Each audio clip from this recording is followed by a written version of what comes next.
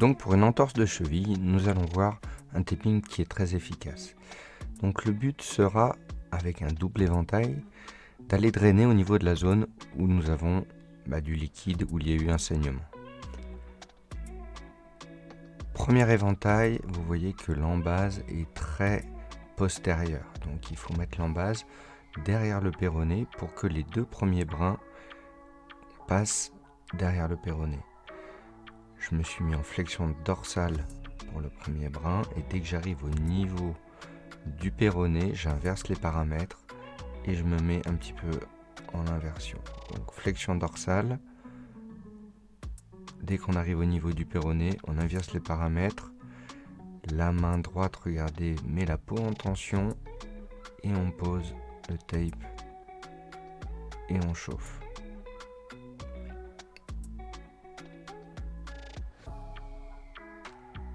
On vérifie tout de suite qu'il y a bien des plis. Ensuite, nous allons mettre le troisième brin. On passe au niveau, par exemple, souvent juste devant le péroné, à l'endroit où on a le ligament antérieur qui a été touché et qui est douloureux. Quatrième brin et cinquième brin, on sera donc en flexion plantaire. Si jamais cette bande-là, vous voyez, elle va aller trop sur l'intérieur, n'oubliez pas de baisser un petit peu plus l'orteil pour avoir encore plus de tension de peau. Et on vérifie et on voit qu'on a plein de plis. Ensuite, deuxième éventail que nous allons orienter vers l'endroit où nous allons drainer. Donc de nouveau à l'endroit où il y a l'entorse. Cette première bande, c'est si on a un grand pied, si on a la place de passer en rétromalléolaire, on peut le faire. Donc on traverse la jambe transversalement et on va passer bien en flexion dorsale en rétromalléolaire. Si vous n'avez pas la place, ne mettez pas le premier brin. Et tous les autres brins vont passer sur le devant de la malléole. Donc du coup, on va vraiment cibler en fonction d'une zone, d'une cheville. Quand on a du liquide, c'est beaucoup plus facile parce qu'on voit exactement où on doit drainer. Si jamais c'est une algodystrophie, on va passer absolument partout. On va se débrouiller pour avoir des plis partout. Et comme ça, on va boycotter les douleurs et augmenter le drainage.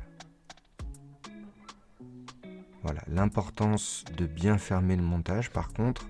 Alors là, vous allez prendre des bandes qui vous restent, les petites chutes que vous n'avez pas utilisées. Et il va falloir faire en sorte que ce tape tienne dans le temps. Donc là, par exemple, j'ai deux petites bandes qui me restaient. On peut donc se débrouiller pour bien prendre les pointes des bandes des éventails et on ferme tout le montage. Si jamais nous avions une entorse plus importante, on aurait rajouté un troisième éventail sur la partie interne ou une algodystrophie, on aurait pris toute la cheville.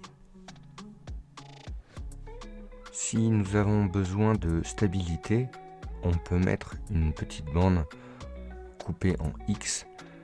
On peut faire également une tonification des péronniers. Alors si vraiment j'ai besoin de stabilité, il faut passer au strapping. Si j'ai besoin d'une réinformation tissulaire, un petit peu tonifier les muscles, on va pouvoir mettre des bandes comme ceci.